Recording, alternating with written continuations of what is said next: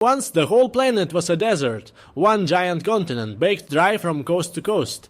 Then, one day, it started to rain, and it did not really stop for 2 million years. Nobody was there to see it. No people, not for a long, long time. But when that rain finally dried up, the worlds that crawled out of the mud was ours. This is the rain that made your world. How does a rainstorm build a dinosaur? A turtle? A drop of amber with a bug still inside it? A coral reef? Stay with it. By the end, it is all one story, and you are the last page. Go back about 230 million years, long before people, long before almost anything you would recognize. There is one continent, every piece of land on Earth shoved together into a single giant slab. Deep inside it you could walk for weeks and never once reach the sea. So the middle is desert, hot, dry and dull for millions of years on end. Nothing much changes until the sky does.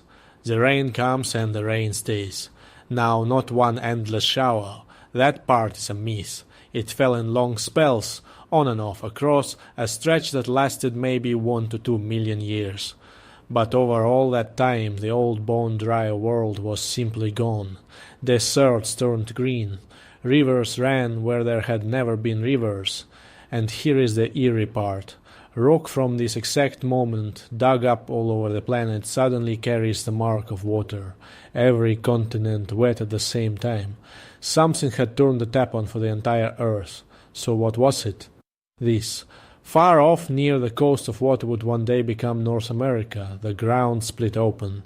Not one volcano. A whole region of them erupting on and off for ages, burying the seafloor under lava you could stack miles deep.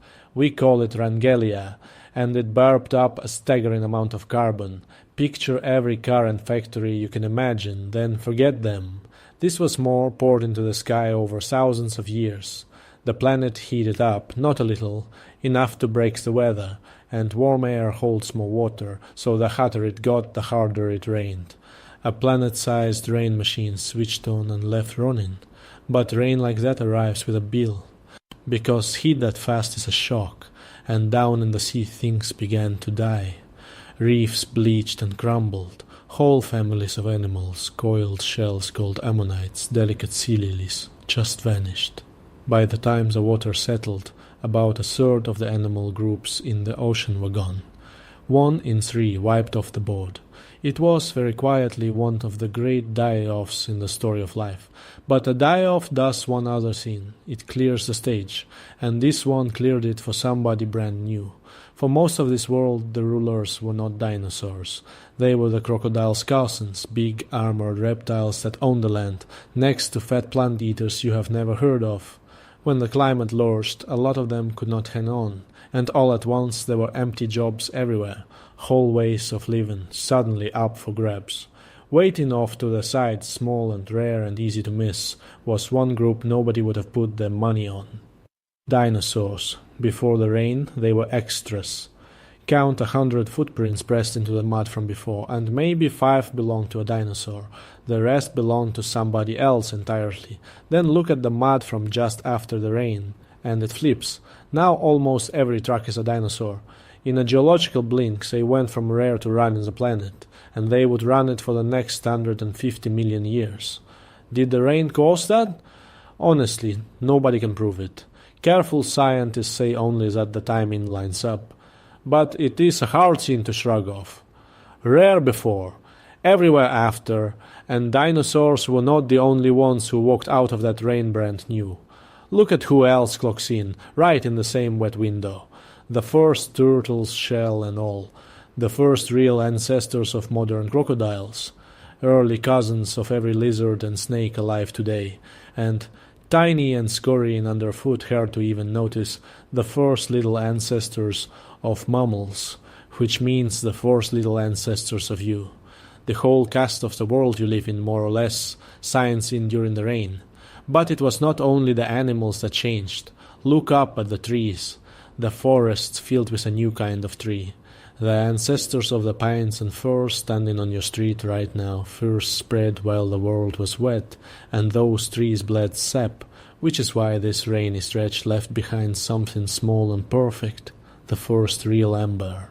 Drops of resap turned to hard gold, and some of them caught an insect mid-step and held it there. The oldest bug ever found, sealed inside ember, was trapped in this rain. But the strangest thing to survive all this water is one you may have floated right over. The coral reef. Not the old reefs that died. A whole new kind. The reef-building corals we still have today. They got their start right here, in the warm shallow seas of this drowned world. So the next time you snorkel over a reef, remember what you're floating on. Something that first bloomed in a 2 million-year rainstorm, and then, as strangely as it began, the rain stopped. The carbon slowly settled out. The planet cooled back down. The wet spells faded, and the old dry desert crept back in, as if nothing had ever happened.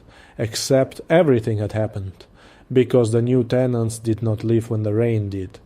The dinosaurs stayed, the turtles stayed, the crocodiles, the little mammals, the pines, the reefs, all of them stayed, and went on to inherit the earth, which leaves one last question. Did 2 million years of rain really build all of this? Maybe. Or maybe it just happened to be raining when the door swung open.